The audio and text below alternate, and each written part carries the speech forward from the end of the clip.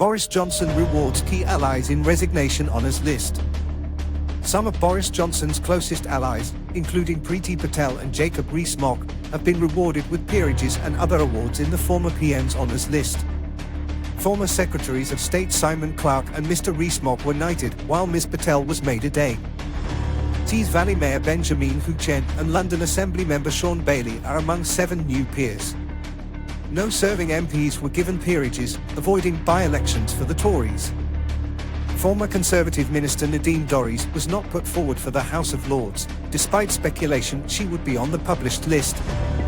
Ms Dorries, who served as Culture Secretary under Mr Johnson, stood down as an MP with immediate effect an hour before the honours list was released. Ex-Minister Nadine Dorries stands down as Tory MP. Tory leadership errors cost us dearly, Patel.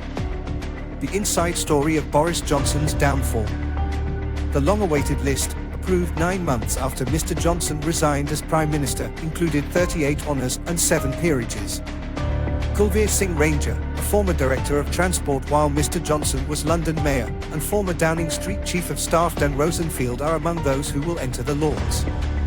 OBEs were handed out to some of Mr Johnson's closest advisers during his premiership, including 2 former Directors of Communications, Jack Doyle and Bhutto Hari. Ben Elliott, the former co-chair of the Conservative Party, has also been awarded a knighthood, as has Tory MP Conor Burns, another close ally.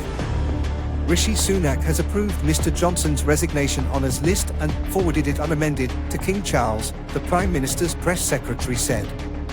He had no involvement or input into the approved list, the press secretary said.